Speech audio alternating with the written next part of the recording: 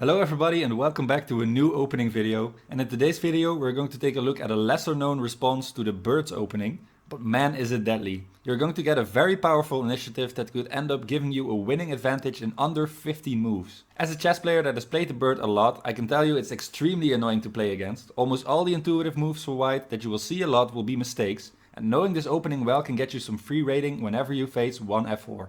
So let's quickly take a look at the From's Gambit right away. Also, before I forget, if you liked the video, make sure to press that like button and subscribe for more videos like these. Thanks in advance. Now, let's do this. The first variation we are going to look at is a trap that a lot of people will fall for. What's important to know is that this opening doesn't solely rely on this trap, but it's just a nice bonus you get for playing the Gambit. And the Gambit in question is after white plays f4, to immediately challenge this pawn with the move e5. Now most likely the player is going to accept this gambit. At a later point we shall take a look at what happens when, for example, they decline the gambit by playing the move e4, going into a king's gambit setup. But for now, if they take the pawn on e5, we are going to play d6 and offer a trade of pawns. What you're going to see is that after e takes d6 and bishop takes d6, the white king side is going to be very weak. White will in almost all cases develop a piece on their king side by playing the move knight f3. And now we are going to be as aggressive as we possibly can to really take advantage of white's weaknesses by playing the move g5. I think everybody at some point thinks about playing the move h3 here to prevent black from playing the move g4. But whenever this happens, you can already checkmate the white king. It's by playing the move bishop g3 checkmate. So now that we see that there is no way to stop the pawn from coming to g4, there's going to be a lot of problems for white that he has to deal with. Now that we saw this trap and noticed the dangers white can be put into, let's take a further look into the most popular ways for white to play this position. Now we've landed in the variation that is played most regularly, and I also tend to play it whenever I face the From's Gambit, but it's not smooth sailing at all, even if you know the opening theory in the variation.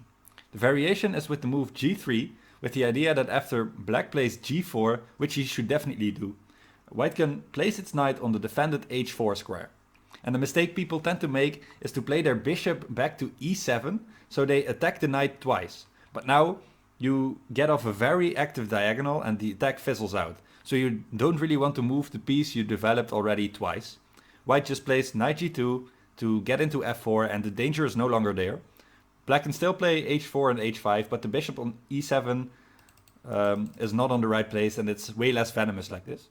What black should play instead is a maneuver that starts with knight e7.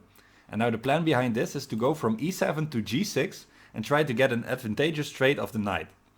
After knight e7, most people will play d4, and now we complete our plan with knight g6, and white is almost forced to take the knight on g6. If they don't trade it off and play their knight to g2, for example, we can start a strong attack with h5. Now the difference with the other variation is that our bishop is still standing on d6, applying pressure on the g3 pawn. But now a popular way for white to play is to play e4 and go for an e5 push. White is not out of the water yet though, because black has the move knight c6, which has the idea to, after e5, bishop b4 check, and c3, give up a piece with knight takes d4. Now this gives very wild and dynamic positions which are easier to play from the black perspective. After c takes b4, black can play knight f3 check, and after the king moves and you play queen e7, you should be able to win most of your games at this point. The white king is never really able to get into safety, and also objectively black is better from this position. This makes it so that white is most likely to take on g6. And after you take with the h-pawn, there's a very sneaky tactic in the position. If white doesn't pay attention and plays a very intuitive move like bishop g2 for example, the black pieces can take on h2. Now if white takes back, there is bishop takes g3 check, allowing you to take back the rook on h2 and completely destroy the white king side. Now the best way for white to defend against this tactic is to defend the g3 pawn with queen d3. Which looks a little ugly, but it's necessary to keep their position together.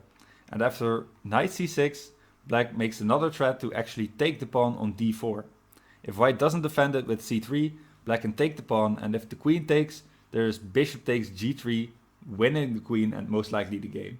So after c3, the main line for a balanced position is bishop f5, attacking the queen, e4 defending it and taking the center, queen e7 to pin the pawn on e4 so that they can take on f5. Now bishop g2 defending the e-pawn, and then long castles for black. You might at first think that this position looks better for white because of the strong center, but it's actually pretty easy to start attacking it. After, for example, bishop e3 and bishop d7, it's important to know that white can't actually play e5 comfortably. If they play e5, we can simply take it with the bishop, and after d takes e5 and knight takes e5, attacking the white queen, white has to play a move like queen e2, for example. Now there's a devastating move in this position for black, and white is going to be completely destroyed on the king side. It's playing the move knight d3 check. Now the idea is that after white just takes the knight, there's bishop c6 attacking the queen again with the rook, and after queen e2 and bishop takes g2, there's too many things the black queen has to defend. It's really overworked. After queen takes g2, black has a very strong attack after queen takes e3, and queen e2 doesn't help because you can simply win a rook with queen c1 check, king f2, and then queen takes h1. Now a lesser played variation, but for me still considered something to be a main line, is this move d4. It takes control of the center, which is quite principled, and also allows them to protect their knight after g4.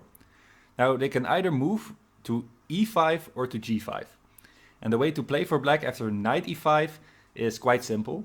You're going to end up making white unable to castle by playing bishop takes e5, and after d takes e5, we can take on d1, and after king takes d1, you can win the pawn back on e5 by playing the move knight c6. Now after this you get a pretty balanced game, and something I believe to be a slight edge in the endgame because of the isolated king's pawn for white. Now also, if white plays bishop f4 to try to protect the pawn, you first simply block it with bishop e6, and then at a later point you can long castle with the tempo and play knight e7 to go to g6 and capture the pawn on e5. There's no way that white can defend it. Now also I'd like to give a little more attention to the move knight g5, which is quite a difficult one to deal with if you don't know what you're doing. Luckily you have me, and I'm able to give you a line that gets you out of trouble.